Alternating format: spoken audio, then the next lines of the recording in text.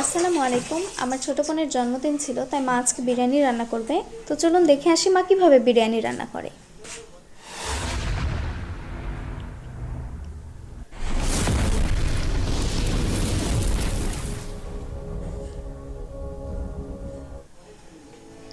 মা এখানে পরিমাণ মতো তেল দিয়ে নিচ্ছে।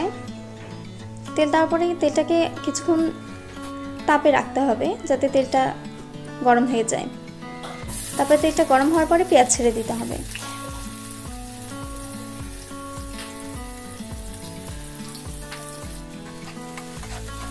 তারপরে ভালোভাবে নাড়তে হবে যাতে পুড়ে না যায়। পেঁয়াজটা বাদামি বাদামি করে ভেজে নিতে হবে।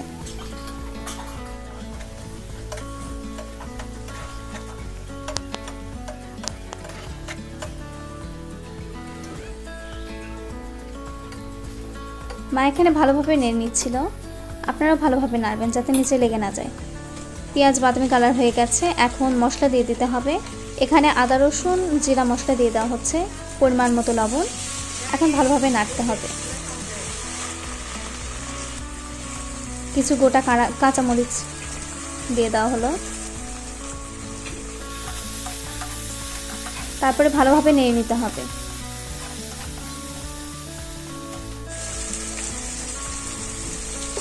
এখানে মরিচের গুঁড়ো দেওয়া হচ্ছে, মা এখানে পরিমাণ মতো মরিচের গুঁড়ো দিচ্ছে।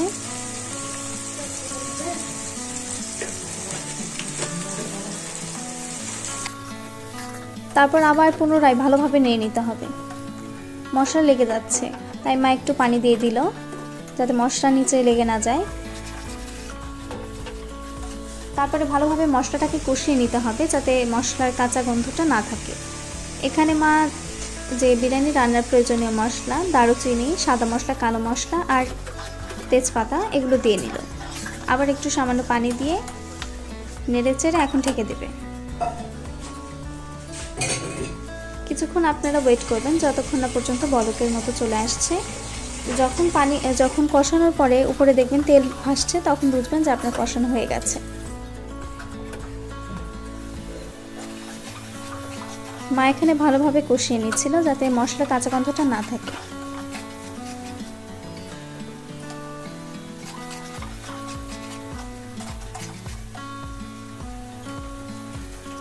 আজকে আপনাদের সাথে এই বিরিয়ানি রান্নাটা শেয়ার করার পাশাপাশি আমিও শিখে নিচ্ছি কিভাবে বিরিয়ানি রান্নাটা আসলে করে। তো মা এখানে রাঁধুনি রেডিমিক্স মশলা, যেটা বিরিয়ানি মশলা, সেটা দিয়ে দিয়েছে। আবার পরিমাণ মতো পানি দিয়েছে।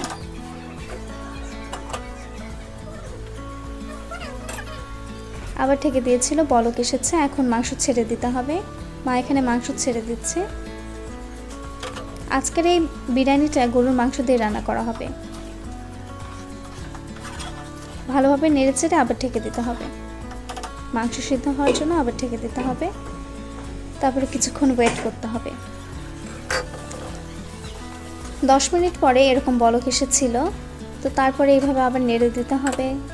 দেখতে হবে কতক্ষণ পর্যন্ত রাখতে হয়। মাংস সেদ্ধ হওয়া পর্যন্ত কষিয়ে নিতে হবে।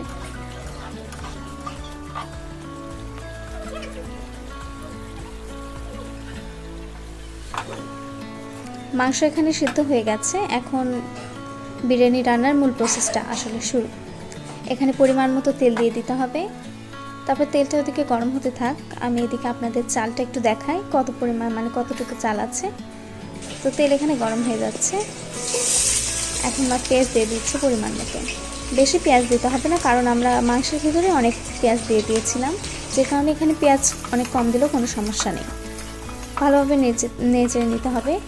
তো এখানে দেখুন একটা ব্যাপার, সেটা হচ্ছে সরিষার তেল ব্যবহার করলে এরকম প্রবলেম হয়, মানে দেখা যায় না আসলে পেঁয়াজের অবস্থাটা কি, মানে ফেনা ফেনা হয়ে যায় একবারে। তো পেঁয়াজ এখানে হালকা বাদামি করার পরে চাল ঢেলে দিচ্ছে মা।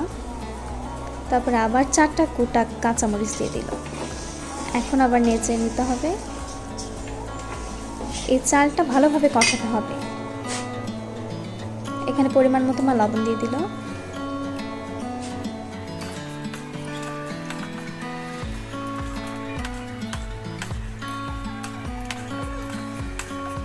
ভালোভাবে নেড়ে নিতে হবে যাতে নিচে লেগে না যায়, কারণ নিচে লেগে গেলে অনেক সময় স্মেলটা ভালো আসে না।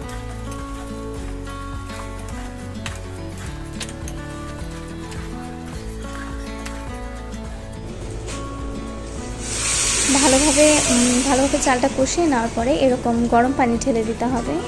গরম পানি আগে মা করে রেখেছিল, তারপরে ঢেলে দিয়েছে। পানি আপনারা পরিমাণ মতো দিবেন। এখানে মা পানি দিয়েছিল, তবে একটু কম হয়েছিল, পরে আবার দিয়েছে।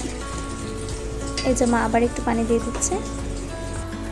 অনেক চাল, আমরা রান্না করলে হয়তো বা বুঝতে পারতাম না, আসলে মা অনেক বছরে তার অভিজ্ঞতা, সেখান থেকে দেখুন সে বুঝতে পেরেছে যে পানি কম হয়েছে।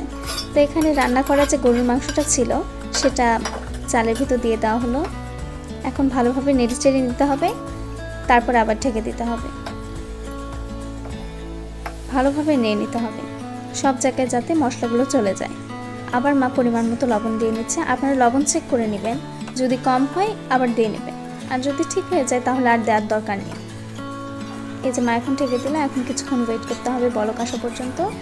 বলক এসে গেছে, আবার ভালোভাবে নেড়েচেড়ে নিতে হবে যাতে সব চালই ফুটে যায়। ভালোভাবে নেড়েচেড়ে নিতে হবে।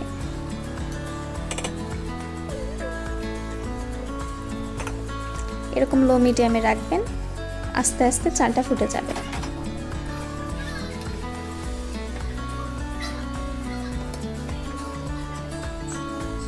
হয়ে গেছে প্রায় বিরিয়ানি। এটা হচ্ছে আমার মায়ের সুস্বাদু মজাদার বিরিয়ানি, যেটা খাওয়ার জন্য আমরা অনেকেই খাই। তাও কিন্তু এই জিনিসটা মা রান্না করলে আমরা অনেক আগ্রহে বসে থাকি কখন এই রান্নাটা শেষ হবে।